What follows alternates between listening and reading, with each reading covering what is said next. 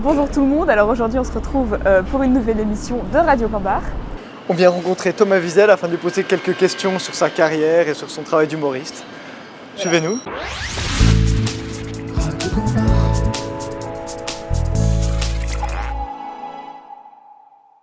Première question, ça va ? Ça va super, et ça va d'autant mieux que j'ai terminé ce spectacle qui s'appelle Ça va, donc je pense qu'on va moins me poser cette question, donc c'est top. Est-ce que tu pourrais te présenter en quelques mots pour les gens qui nous écouteraient et nous regarderaient, qui peut-être ne te connaîtraient pas ? Alors oui, je m'appelle Thomas Wiesel, j'ai 32 ans, je suis lausannois et je suis humoriste. J'aime pas voyager. Je sais que ça jette un froid quand je dis ça, parce que tout le monde aime voyager, donc tout le monde essaie de me soigner quand je dis ça. Ils me disent « Non, mais faut que tu vois le monde, faut que tu élargisses ton horizon, il faut que tu sortes de ta zone de confort. » Non. Parce que c'est confortable, en fait. Moi, j'ai mis 30 ans à la trouver, ma zone de confort. Maintenant, je vais y rester un peu, quoi. C'est comme si tu mets une demi-journée à construire ton canapé Ikea, puis tu t'assieds 30 secondes, t'es là. Je vais me mettre en tailleur sur le carrelage. Non, ça n'a aucun sens. Donc du coup tu viens de terminer en fait la tournée de ton spectacle Ça va. Tu peux nous raconter un peu comment ça s'est passé ? C'était vraiment une tournée en 2 temps, parce que j'ai commencé fin 2019, j'ai fait du rodage, on appelle ça quand le spectacle était un peu en phase de peaufinage, tout 2019. À la fin j'ai lancé ma tournée, j'ai fait 3 mois, et puis après on s'est arrêté pendant quasi 1 an et demi avec des petites pauses, on pouvait reprendre, réarrêter, reprendre, c'était assez pénible. Et puis après, sur l'automne 2021, j'ai réussi à terminer la plupart des dates. On a quand même dû en annuler certaines. Logistiquement, c'était pas possible de tout faire. Et puis j'ai terminé à La Réunion, là en mars. Donc ça a duré à peu près 1 an de plus, un an et demi de plus que ce qui était prévu à la base. On a dû être agile et s'adapter constamment, mais voilà, de nombreux métiers ont été bouleversés par la crise, et je pense les arts de la scène particulièrement. Donc content d'avoir pu en faire le maximum, et honnêtement un peu content que ce soit terminé, parce qu'il y avait un stress supplémentaire induit par une tournée pandémique dont je me passe volontiers ces temps. Ok, et justement à ce sujet, au sujet par rapport à ta tournée, est-ce que tu as quelques anecdotes à nous partager ? Ouais, qu'est-ce que j'ai comme anecdote ? C'était un peu des fois, je montais dans le train sans savoir si en descendant du train le spectacle aurait toujours lieu. Notamment la première vague en 2020, je me souviens que je jouais à Toulouse, donc ça avait pas mal de trains quand même, j'ai dû partir la veille. Et Emmanuel Macron parlait en même temps que le spectacle, donc pendant que j'étais sur scène, je savais pas si j'étais en train de sombrer dans l'illégalité. En fonction de ce qu'il allait annoncer. Puis effectivement ça a été mon dernier spectacle avant très très longtemps, donc il y a chaque fois un peu cette petite incertitude, et aussi des fois je devais aller à des endroits où je devais faire un test PCR ou antigénique pour pouvoir rentrer en Suisse, revenir à la maison, et je me disais à chaque fois si le test est positif, je suis en Bretagne, je dois annuler le spectacle, rester 2 semaines en Bretagne, donc tu avais à chaque fois le stress de il faut que je continue à être négatif. Donc c'était un peu tout autour de ça, la plupart des anecdotes. Il n'y a pas eu autant de moments de partage et d'échange, parce qu'évidemment les gens avaient des masques. Après les spectacles, tu devais rester à distance. Donc d'habitude il y a un côté convivial qui est quand même un peu plus là. Là c'était vraiment, je devais me tenir au maximum isolé pour pouvoir faire le plus de dates possible. J'ai eu la chance de ne pas avoir été mis en isolement ni en quarantaine, tout ça, mais c'était un peu ça la préoccupation principale. C'était si je le chope au mauvais moment, je dois annuler plein de dates et je dois passer 2 semaines dans un endroit qui n'est pas la maison, donc c'était pas mal de stress. Ok, et du coup dans ton spectacle ou dans tes sketchs en général, c'est quoi en fait la part de vérité et la part d'inventé en fait ? Il n'y a rien d'inventé, je n'utiliserai pas ce terme-là. Des fois, c'est un peu romancé ou c'est un peu exagéré pour provoquer l'effet comique, mais ça part quasi toujours de ma vie et de la vérité. Je suis pas très imaginatif en fait, donc j'arrive pas trop à inventer des trucs de zéro. Souvent, je pars d'un truc, puis je me dis ce serait marrant de rajouter ça. Mais souvent, si c'est pas vrai, je le dis que c'est pas vrai. Mais non, moi je pense que globalement, on peut se fier à ce que je dis. Je crois que je suis assez authentique. Non, parce que moi je suis allé tout à l'heure faire un PCR, j'ai pris rendez-vous, je suis arrivé, c'était une tante dans la rue. Ok, un petit côté un peu Cirque du Soleil, comme ça, pourquoi pas. Et genre, il y a des gens un peu qui font la file devant, un peu en zigzag, puis je suis là, vous avez rendez-vous, puis les gens parlaient pas français, et il y en a qui avaient rendez-vous, d'autres pas. Il y avait un mec tout seul qui devait tout faire, quoi. Les traductions, les PCR, les formulaires, les QR codes, tout ça. Et 1 heure plus tard, ils m'ont dit, on fait plus de tests aujourd'hui. Donc ça m'intéresse de savoir où vous l'avez fait, parce que je vais devoir y aller demain matin, du coup. À l'hôtel. Vous êtes à quel hôtel? Parce que je vais parler avec ma prod un peu. Moi, je suis à l'Ibis, il n'y a pas de test PCR, hein. Ils ont toqué 4 fois pour faire la chambre, mais... Là, tu as commencé il n'y a pas très longtemps à faire les revues de presse à 52 minutes. Tu peux nous en parler? C'est quoi qui t'a poussé à faire ça? Mais j'ai quand même trouvé, je crois, les 5 seuls articles qui parlent pas de la guerre cette semaine, c'était pas facile. C'est vrai, bah alors allons-y. Canton de Saint-Gall, condamné pour s'être masturbé avec les sous-vêtements de sa voisine. Bon, je vous ai dit, au moins, ça parle pas de la guerre. Ouais. Moi, je préfère utiliser la main, perso, mais à Saint-Gall, il y a d'autres techniques, pourquoi pas. Bah, ils m'ont demandé, tout simplement. On se connaît bien avec les Vincent. On a de temps en temps collaboré dans des sketchs où ils m'appellent pour me déguiser et puis pour faire des bêtises ensemble. Et ils avaient l'idée de faire un truc en plateau. Parce que c'est vrai que leur émission, il y a beaucoup de choses qui se passent en vidéo.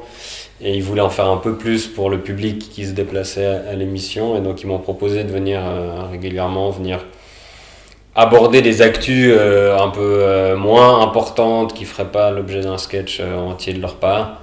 Et puis ça permet de zapper sur plusieurs sujets à la suite. Puis c'est un truc que j'avais toujours voulu faire. C'est ce que j'avais tenté de faire il y a quelques années chez Quotidien sur TMC. Et puis du coup c'était l'occasion, vu que j'ai terminé la tournée, que j'ai pas encore commencé à écrire le suivant, je venais de reprendre une chronique au Beau-Parleur aussi à la radio, donc je me suis dit bon bah je fais un printemps en mode un peu plus chronique et du coup ça s'insérait vachement bien. Et c'est très cool, j'en ai fait une pour l'instant, je crois qu'on en a encore 2 prévues avant la pause de l'été. Et, bah c'est marrant, nous on a quand même des jobs où on est un peu chacun dans son coin, donc toutes les occasions on peut se retrouver ensemble et puis partager des trucs, c'est très agréable. Donc là de faire un peu plus de choses avec les deux Vincent et leur équipe, c'est une équipe qui roule, qui tourne super bien et quand ils t'accueillent tu te sens vraiment comme partie du truc, donc c'était une bonne expérience. J'espère que les suivantes vont bien se passer. Moi j'avais plus ou moins dit j'en fais une et si c'est nul, bah il n'y en aura qu'une. Donc là il y en aura déjà plus qu'une, donc c'est pas un échec. T'as dit justement qu'ils demandent souvent à d'autres personnes de venir pour participer un peu. À Radio Cambard, on a bien aimé la parodie de Bande Organisée. Ouais. Ça s'est passé comment ce projet? Vous étiez beaucoup quand même. On était comme les exécutifs, comme une canton pays kiff. Vote populaire référendum, t'as des signatures, 100 000 minimum. Faut la majorité du peuple et des cantons. Si tu veux toucher à la constitution, notre capitaine, c'est qui le vigneron. Moi ma capitale, c'est Lausanne tonton. On était pas mal, hein. C'était Veillon. Les trucs musicaux, c'est souvent plutôt le domaine de Veillon. Et il écoutait cette chanson en boucle avec Maude, qui est leur directrice de prod. Et ils ont eu l'idée d'en faire une parodie à la sauce helvétique. Ils avaient déjà l'idée de bien organiser, puis de parler de toutes les façons dont on était bien organisé en Suisse. Puis après, ils nous ont contacté un peu les copains. Et on a chacun écrit notre couplet avec Veillon qui nous donnait un peu des indications parce que c'est quand même le plus musicien d'entre nous, même si Blaise est assez bon en musique. Et puis après c'était assez drôle parce qu'on a vraiment fait un clip, on a fait une chanson, on est allé chacun en studio enregistrer notre truc. Après ça a été retouché pour les moins doués dont je fais partie. Et puis après on a été tourner ce clip au stade de la Tuyère à Lausanne. C'était assez incroyable parce qu'il n'avait pas encore ouvert. Vu que c'était pendant le Covid et on est quasi tous fans du Lausanne Sport dans ce clip, donc c'était un peu la première fois qu'on pouvait aller dans le stade. Alors il n'y avait pas les joueurs mais il y avait nous. Et puis après dans une espèce de hangar où ils avaient acheté ces trucs pour faire des flammes, puis on s'est cru dans un clip de gangsta rap. C'était assez drôle. Moi dans ma jeunesse j'avais fait du rap et je rêvais un peu de tout ça, donc c'était un peu rigolo de faire le guignol là-dedans. Le seul bémol de la journée, c'était que sur la première scène, la première prise, je crois, sur le terrain de foot, je me suis foulé la cheville. Okay. Ouais, je suis pas un athlète, moi. Et du coup, toute la journée, je la passais un peu sur un pied, comme ça, en claudiquant. C'était un peu douloureux, mais bon, Alors maintenant, on va te montrer des extraits. Ok. Sur notre compte Insta, on a proposé aux gens de te poser leurs questions. Du coup, on les a filmés, puis tu pourras leur répondre directement. Super. Bonjour Thomas, donc ma question est la suivante. Pendant le Covid, tu as fait beaucoup de contenu et de blagues par rapport justement au Covid-19. Et un jour, tu as décidé d'arrêter, mais je me suis demandé si en fait le fait de faire des blagues tout le long sur le Covid, est-ce que ça t'a impacté mentalement et fait que tu aies pris cette décision d'arrêter? Oui, merci pour ta question Thomas. Alors j'ai pas décidé d'arrêter les blagues sur le Covid. Ce que j'ai décidé d'arrêter, c'est vraiment de faire les débriefs des conférences de presse. Parce que ça, c'était un truc qui était assez rigide dans le sens où dès qu'il y avait une conférence de presse du Conseil fédéral, je devais faire le trou dans mon agenda, me mettre devant, la regarder, la débriefer, puis ça me prenait la demi-journée. Et au bout d'un moment, quand il y en a eu 40, 50, 60, c'était quand même relativement tout le temps la même chose, surtout quand les rebondissements étaient de plus en plus similaires. Et donc ça m'a impacté mentalement dans le sens où je savais plus quoi dire, quoi. Genre, j'ai l'impression que toutes les 2 semaines, je disais la même chose, toutes les semaines à une période même. Et puis quand j'avais plus d'idées, je creusais de plus en plus, je m'éloignais de plus en plus du sujet, et puis c'était pas très très intéressant. Donc ça faisait longtemps que je mûrissais la décision, j'étais content d'arrêter. Après, de faire des blagues sur le Covid, j'en ai fait encore récemment quand ils ont levé les mesures. C'est un truc qui fait partie de nos vies toujours. Je pense qu'on n'en est pas encore totalement débarrassé, même si là, l'impact sur notre quotidien est moindre, heureusement. Mais j'ai toujours fait des blagues sur l'actualité, et pendant très longtemps, le Covid, c'était l'actualité. Maintenant, il y a un peu d'autres trucs qui sont pas toujours beaucoup plus joyeux que le Covid, malheureusement. Mais donc, je m'interdis pas de continuer à parler de ça. Pour moi, ça m'a plutôt aidé, je dirais, de faire des blagues à supporter ça. L'impact sur mon quotidien, comme tout le monde, était élevé. L'impact sur mon job était élevé. Et du coup, de faire des blagues, ça a été un peu aussi mon bouclier. Je me forçais à bosser. J'avais pas d'autre travail à ce moment-là, donc ça m'occupait. Et puis aussi, ça me forçait à trouver des fois des choses rigolotes qui me permettaient d'ensuite mieux accepter ce qui arrivait. Donc je pense que globalement, l'impact a été positif. Après, ce qui était plus difficile, c'est quand les mesures se sont un peu assouplies pour la plupart des secteurs et tout le monde retournait à sa vie normale et au travail, sauf les artistes, où on était encore interdit de faire des spectacles. Et là, c'était la période un peu plus compliquée où j'avais l'impression que j'étais le seul encore dans mon salon à faire des blagues sur les conférences de presse pendant que tout le monde avait repris le boulot. Donc là, j'ai eu une période un peu plus compliquée où je me sentais un peu mis à l'écart. Mais sinon, globalement, non, je pense que l'impact sur ma santé mentale des blagues a plutôt été salutaire. Salut Thomas, as-tu toujours pensé à faire ce métier-là ? Alors non, déjà parce que quand j'étais dans les âges où on choisit son métier, donc je pense à peu près les vôtres en ce moment au gymnase, ça me paraissait pas être tellement un métier dont on parlait, un métier où on savait ce qu'il fallait faire comme filière pour y accéder. Enfin, pour moi, les humoristes, ils étaient à la télévision, ils étaient en DVD, mais il n'y en avait pas dans mon entourage, il n'y en avait pas en Suisse qui parlaient à ma génération, donc j'avais l'impression que c'était soit il fallait partir à Paris, soit il fallait avoir 50 ans puis faire des blagues pour mes parents. Donc non, en grandissant, j'avais pas l'impression que c'était un métier, donc je me suis jamais posé la question. Pour moi, ça a toujours été un hobby, je faisais du théâtre amateur, je faisais des pièces, je faisais ce genre de trucs. Et puis un jour, après mes études, donc j'ai quand même fait un petit bout d'études, j'ai un bachelor, je me suis dit avant de faire un vrai métier, je vais tenter un peu ce truc à fond. Et à ce moment-là, ça avait commencé déjà un peu à se développer. Il y avait des comédie clubs, il y en avait quelques-uns en Suisse romande. Il y avait des trucs qui me semblaient un peu plus proches et plus accessibles. Et du coup, j'ai fait des concours, j'ai fait des premières parties. Mais j'ai vraiment un peu considéré ce métier au moment où je le faisais déjà. En fait, j'ai réalisé que j'étais humoriste un peu par hasard en me disant, en fait, là, je fais rien d'autre que ça. Donc, je crois que c'est mon métier. Mais jamais je me suis dit, je vais essayer de faire humoriste. C'était un peu... par hasard et par connaissance, enfin un truc après l'autre, mais ça me paraissait tellement improbable, inaccessible en Suisse, que non, c'était pas un projet, c'était plutôt une petite folie et qui est en train de se prolonger, donc je suis assez content. Bonjour Radio Gambard et bonjour Thomas Wiesel. Après avoir terminé vos résumés des conférences de presse du Conseil fédéral sur la pandémie de Covid-19, est-ce que vous pensez faire des trucs un peu dans la même catégorie, mais pour d'autres types d'événements, comme par exemple pour la présidentielle française, pour la guerre en Ukraine? Et deuxième petite question que je me profite de placer là, car c'est pas tous les jours que je peux parler à un de mes humoristes préférés, plutôt fondue ou raclette? Je vais commencer par la réponse la plus facile. Moi, je crois que je suis plutôt raclette. Je mets les deux. Fribourg, faut dire fondu. Hein. C'est plutôt ça votre. Non, moi, j'aime bien le fromage fondu, heureusement, dans ce pays. Ensuite, sur notre question, alors le format très spécifique du débrief, je sais pas si je vais le ressusciter pour autre chose, parce que ça implique vraiment d'avoir un événement que les gens regardent pour pouvoir s'en démarquer.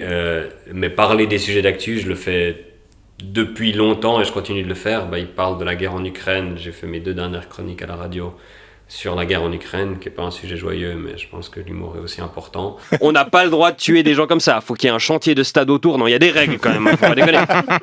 Tu peux même plus prendre la Russie dans le jeu vidéo FIFA. T'as pas le droit. Ça va lui apprendre à Vladimir. Hein. Mais ça suffisait pas. Donc on lui a enlevé sa ceinture noire honoraire de taekwondo, sa présidence d'honneur de la fédération de judo et sa statue du musée Grévin. Oh non, pas la statue du musée Grévin. Non, ça paraît sévère, mais il faut montrer que tout acte a des conséquences. Et puis la présidentielle française, c'est marrant qu'il pose la question parce que avant que vous arriviez, j'étais en train de travailler dessus. L'Illustré, le magazine, m'a commandé plusieurs vidéos sur la présidentielle française. Donc ça, je suis en train de bosser dessus pour faire un peu un regard suisse sur ce qui va se passer en France ces prochaines semaines. Dans un peu plus de 2 semaines, nos voisins vont voter pour élire la personne qu'ils vont détester et blâmer pour tout les 5 prochaines années. Et nous, en Suisse, on adore regarder ça pour la même raison qu'on adore écouter nos voisins de palier s'engueuler. C'est divertissant et ça nous permet de se dire « tu vois chérie, c'est pas si mal chez nous finalement ». Donc oui, ce printemps, je vais beaucoup parler d'actu. Après avoir beaucoup parlé moi dans ce spectacle, ça me change un peu de sujet et c'est pas plus mal. Salut Thomas, j'espère que tu vas bien. Moi je voulais te poser une question. Qu'est-ce que tu penses de nous les fribourgeois? Sinon continue ce que tu fais, c'est assez drôle. Ciao. Merci Martin, c'est assez gentil. J'aime bien ça, c'est la coupe de cheveux des jeunes aujourd'hui, j'ai l'impression, tu sais, vous êtes un peu rasé là, puis la grosse touffe au milieu. J'ai l'impression que les ados que j'en ai fait ça comme ça. Je sais pas ce que je pense des fribourgeois, parce que moi je suis fribourgeois en fait.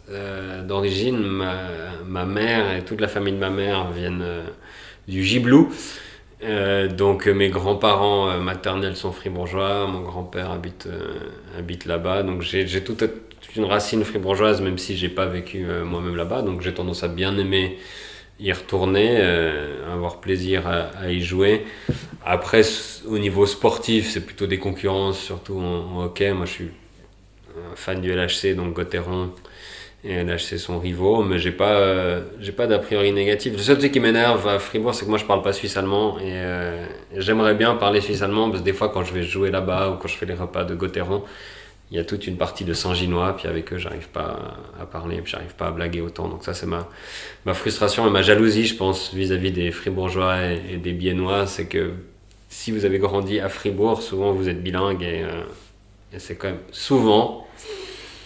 Et je trouve que c'est un gros avantage en Suisse. Et ça, je suis un peu jaloux parce que moi, je parle pas allemand et j'aimerais bien. Bonjour Monsieur Wiesel. Une question qui m'intéresse. Les enseignants, quand ils font leurs cours, tiennent compte de leur public. Est-ce que c'est aussi une préoccupation des humoristes ? Oui, merci beaucoup Monsieur le Recteur. Non, effectivement, il faut savoir à qui on s'adresse. Moi, quand c'est mon spectacle, les gens ont pris des billets pour mon spectacle, c'est un peu différent parce que je considère que c'est eux qui se sont engagés à venir voir quelque chose, le contrat est clair et du coup je fais mon spectacle. Dans ce cadre-là, souvent je m'adapte un peu quand même à l'endroit où je suis. J'essaie de me renseigner un peu sur l'actualité locale, les particularités de l'endroit où je suis. Sur cette tournée, j'ai joué à Fribourg, j'ai joué à la Tour de Trême et à chaque fois que je jouais dans ces endroits-là, je regardais un peu ce qui se passait dans la région, j'essayais de discuter un peu avec les gens. Mais sinon, si je vais dans des événements, si je vais jouer dans des soirées d'entreprise, des repas de soutien de clubs de sport, je m'adapte totalement à l'endroit où je suis. Je considère qu'on m'a engagé pour cet événement en particulier. Souvent, on me paye pour que je m'adapte. Et oui, là, on tient compte de l'auditoire. On essaie d'aborder des sujets qui intéressent les gens pour essayer d'attirer leur attention, parce que c'est pas toujours facile, et je pense que ça c'est un peu pareil pour les profs, des fois d'arriver avec un auditoire qui a pas forcément envie, qui est pas captivé, et puis d'arriver à attirer l'attention et puis à faire que les gens se concentrent.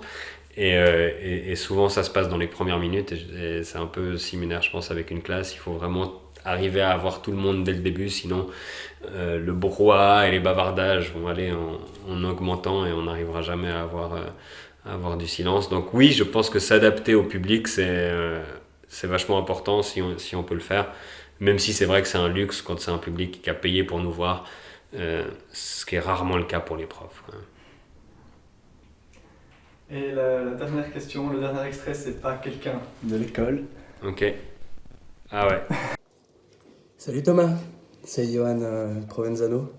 Je sais pas si tu te souviens, on avait joué au basket une fois ensemble et je voulais savoir quand est-ce qu'on allait refaire du sport, toi et moi quoi, parce que j'aime bien faire du sport tout seul, mais j'aimerais bien avoir quelqu'un pour aller plus haut quoi, un lévrier quoi. J'aimerais bien un mec, je me dis, j'ai envie de faire comme lui quoi. Donc quand est-ce qu'on refait ça, mon Thomas ?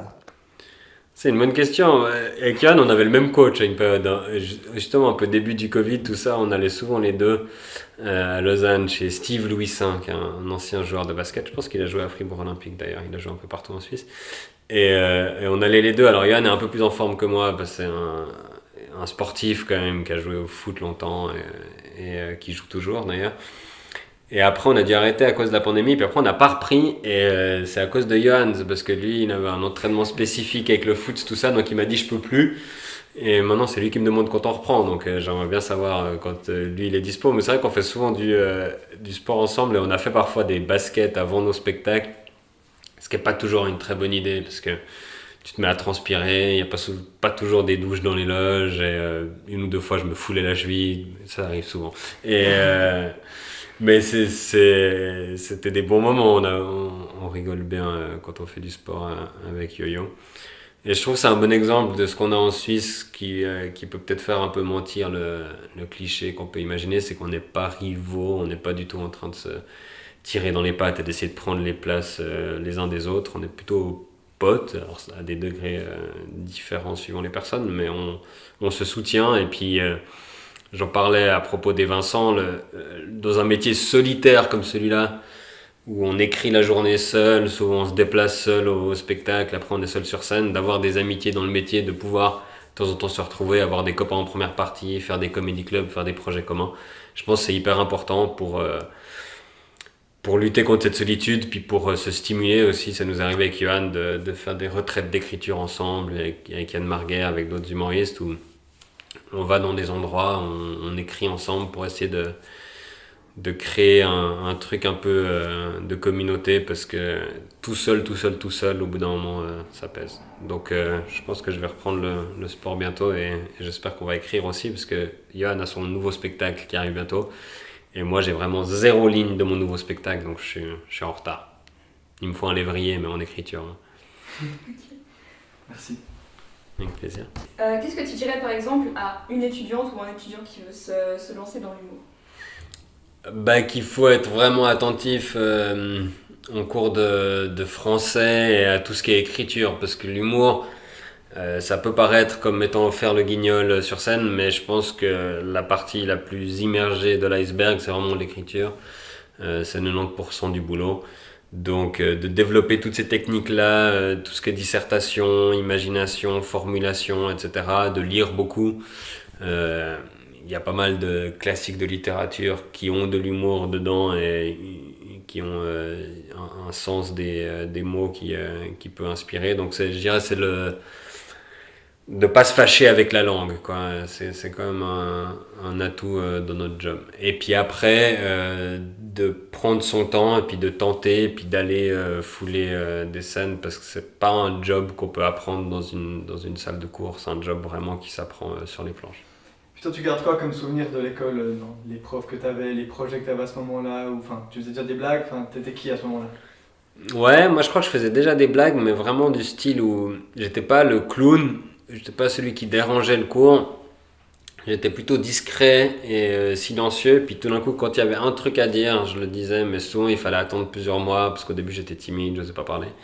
Mais quand je commençais à me sentir à l'aise dans une classe, je pouvais être celui qui allait faire rire la classe avec la réponse à la question débile ou ce genre de truc, mais j'étais plutôt déjà dans le chirurgical et pas dans la personne qui va monter sur la table et puis qui va essayer de foutre le dawa.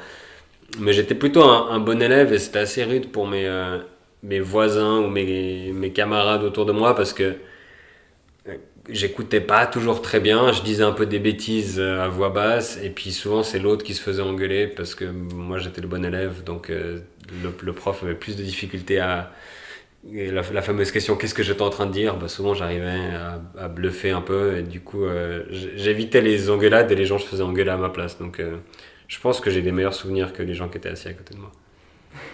Ok, et donc on va gentiment clore cette interview, mais avant, quels sont tes projets actuels et ou futurs maintenant que ta tournée est terminée?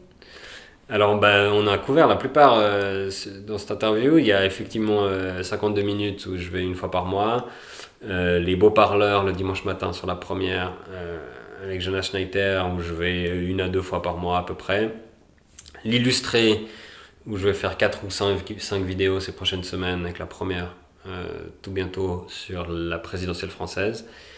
Et puis je commence gentiment à rassembler des idées pour un nouveau spectacle. Et puis donc ça implique de faire des comédie clubs, des petites scènes à gauche à droite pour tester des bouts de quelques minutes. Puis après d'essayer de grandir la matière jusqu'à, j'espère, un spectacle qui serait sur les routes fin 2023. Donc on a le temps encore, mais je me laisse le temps. Donc c'est ça un peu les projets pour les prochains mois. Et me reposer aussi. Pour finir, on va te montrer un extrait, mais de toi cette fois, de mars 2012. Ok, ah ouais. Alors, je pense que je sais ce que c'est, il n'y a pas grand chose de cette période. C'est la vidéo la plus ancienne sur YouTube quand on recherche. Ah ouais. Premier passage à la télé, c'est juste le premier. Ouais, en tant que personne qui fait des blagues, ouais, c'est le tout premier. Bonsoir. Quand j'ai su que j'allais passer à la télé, mes amis m'ont demandé sur quelle chaîne, j'ai dit la télé, ils m'ont demandé sur quelle chaîne, j'ai dit la télé, ils m'ont demandé sur quelle chaîne, j'ai dit laisse tomber. Après ils m'ont demandé si j'étais stressé, moi j'ai dit non, je suis pas stressé, c'est la télé, c'est pas CNN. Moi j'ai l'habitude de faire des sketchs devant 15 personnes dont 10 font partie de ma famille, donc ce soir c'est pas très différent. Bonsoir mamie, oublie pas de prendre tes médicaments. Voilà, c'est juste un petit extrait, ça... Qu'est-ce qui a changé depuis là? Enfin, Bah déjà, j'accepterais plus de faire ça parce que faire des blagues, il faut qu'il y ait un public. Et là, il n'y avait pas de public. En fait, on était des candidats à un concours et les autres candidats ils sont un peu derrière moi. Bah, d'ailleurs, on aperçoit Johan Provenzano qui était déjà là. Et ouais, c'était pas des circonstances très favorables, mais à l'époque, j'étais jamais passé à la télé, donc j'y suis allé. Ce qui est marrant, cette vidéo que tu as retrouvée, c'est que c'est mon père qui filme sa télé et qui l'a mise lui sur YouTube. Mais je lui ai demandé plusieurs fois de l'enlever, mais il la laisse. Ouais, bah c'est une archive, c'est une casserole. J'ai quasiment plus jamais remis mon costard. Après, je crois que c'était parce que je faisais un sketch sur les Oscars. Oui. Ah, c'est ça. Du coup, j'ai décidé de mettre le costard, mais maintenant, hors contexte, on dirait que, je sais pas, on dirait un peu un témoin de Jéhovah, donc c'est pas... Mais c'est bien de savoir d'où on vient, j'ai plaisir à voir ça, mais effectivement, je vois qu'il y avait des tentatives de faire des blagues, mais je vois qu'en 10 ans, il y a des progrès qui ont été faits. Mais non, c'était rigolo, c'était les premiers vrais trucs où je me disais, tiens, c'est en train de marcher, ce concours, c'était le Banane Comedy Club, et c'est là que j'ai rencontré Johan, et c'était un peu le début de tout. J'ai rencontré Nathanaël Rocha qui était dans le jury. Et donc c'est des bons souvenirs, mais effectivement, je préfère si c'est le moins vu possible quand même, parce que je trouve que c'est un peu moins nul ce que je fais maintenant. Désolé. Non, mais c'est bien. Ça montre qu'on doit débuter quelque part, et puis voilà, faut pas en avoir honte, mais je pense que c'est bien aussi de... Si on aime trop ce qu'on a fait il y a longtemps, ça veut dire qu'on n'a pas progressé. Donc le fait que j'aime pas du tout ça, je me dis que c'est que j'ai fait des progrès.